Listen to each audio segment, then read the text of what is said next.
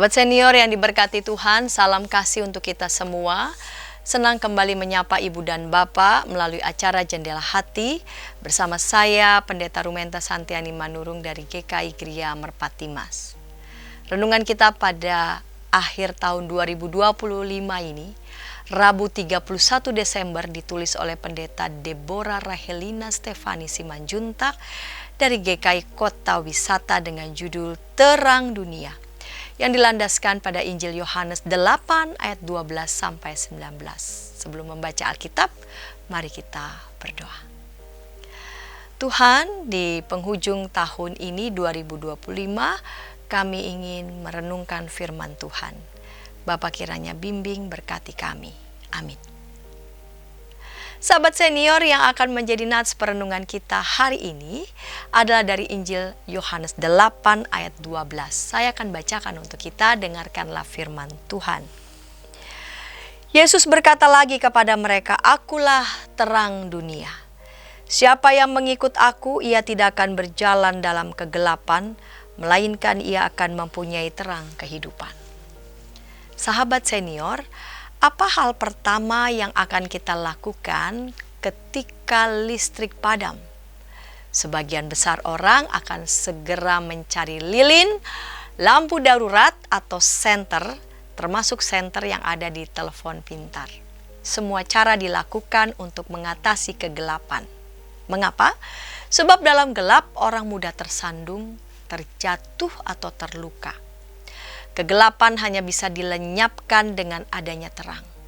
Itu sebabnya orang sering berteriak kegirangan atau bertepuk tangan saat lampu yang padam itu menyala kembali. Sahabat senior, betapa pentingnya peran terang dalam kehidupan. Tuhan Yesus menyatakan dirinya sebagai terang dunia. Terang yang dimaksud Tuhan Yesus adalah terang yang senantiasa bersinar. Ia tidak pernah dibatasi oleh waktu. Ia adalah terang yang sesungguhnya. Terang melambangkan bimbingan, arahan, harapan, keselamatan, dan pengertian. Orang yang ingin memiliki hikmat harus hidup dekat dengan sang terang yang sesungguhnya. Ia harus hidup dalam terang itu dan mengikuti terang itu agar tidak tersesat. Sahabat senior, setiap orang percaya dipanggil untuk menjadi terang dunia. Panggilan ini hanya dapat dijalankan jika kita hidup melekat kepada sang terang yang sesungguhnya, yaitu hidup dalam ketaatan dan mengikutinya dengan setia. Mari kita memeriksa hidup kita saat ini, apakah kita masih berjalan dalam terang Tuhan? Mari kita berdoa.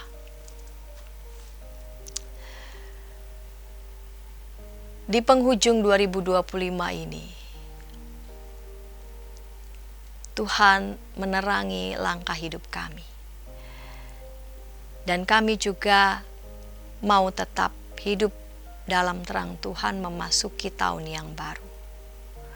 Karena dengan terang Tuhan yang sejati, maka kami tidak akan kehilangan arah. Terpujilah Tuhan. Amin. Demikian renungan kita hari ini. Jangan lupa subscribe, like, dan bagikan kepada sebanyak mungkin orang. Dan jika ada di antara sahabat senior yang ingin didoakan, sila menyampaikan pokok doa saudara ke nomor 081281889191. Tuhan memberkati kita.